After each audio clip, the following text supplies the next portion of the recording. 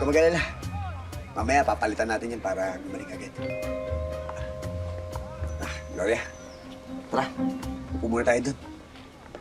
Chang, doon po muna kami ni Gloria. Ano? Pupuntahin niyo dito? Hoy, ako nagbayad ng alak kung yung paiinumin niya. Libre niyo yan kung gusto niyo yung kainuman. Banda lang. Nako! Ay, shot muna! Nagpainom si Tekla eh, kasi nagsisel. Nagsiselfone ka, kanina ka pa cellphone ng cellphone. Tamo. Banda lang. Bayad yan. Mga barkada ko, pasensya ka na ha. Makukulit ang mga yan. Napakaganda ng asawa mo. Jackpot ka dyan. Siyempre naman. Baka may kapatid niyan. Nakalala mo kami, ha? Ulo ko itong mga to. Manimik nga kayo. Huwag na kayong umasa. Tsaka nag-iisa lang yan. Mamaya, bala pa yung saluhin niya. Bala? Bakit bala? Ha? Eh, di ba bagong laya ka? Ibig sabihin ano ka? Matikas. Palaban, di ba? Kaya hindi pwedeng basta-basta lokohin niya. Oo. Papalagyan. Lalaban talaga. Isa lang pwede bumangga dyan. Sino naman? Eh, sino pa? Ay, yung Tekla. Ano pa silos-silos yan eh. Totoo naman ah. Nagsiselos? Bakit naman siya magsiselos? Tekla, nagtatanong si Gloria, ba't ka daw nagsiselos? Ba't ako nagseselos? Bakit daw ako nagseselos? Tekla. Bakit naman hindi ako magseselos? Diba? Akin yung sigabo eh. Tapos dadating ka, tapos Makulit ka na! Makulit ka na!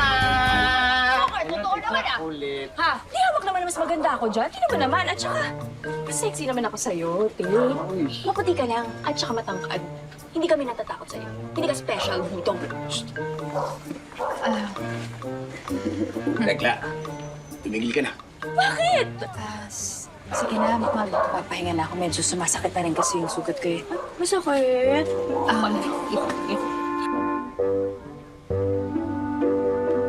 Mahal? Sige na ako sa loob, ha?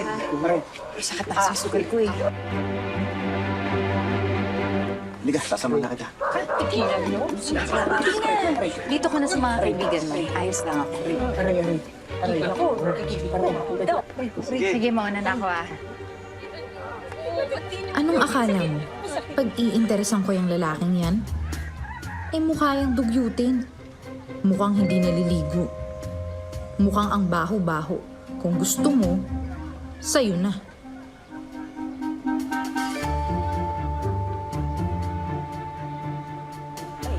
Tingin pa eh. Tingin pa eh.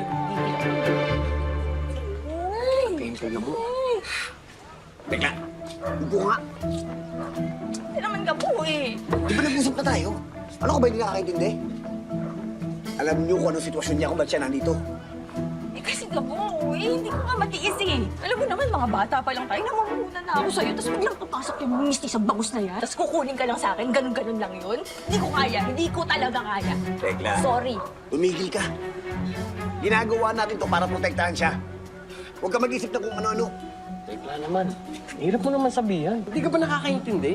Hindi ako nakakaintindi. Hindi ko nga matanggap.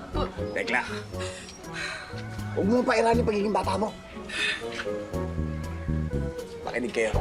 Delikado ngayon ang sitwasyon niya. Wala dapat na makakapasok dito sa paraiso nang hindi natin kilala. Kinakailangan natin bantayan ang bawat iskinita. Naintindihan niyo? Oo. Kung mag-alala, lalagay kami ng taong paposte tsaka magmamata sa kanto para masiguro natin na walang ibang makakapasok dito. Kung may magtangka, titindihin na tayo agad. Kayo na bahala ah. Kailangan ko ngayon ng tulong din. Tekla, umayos ka.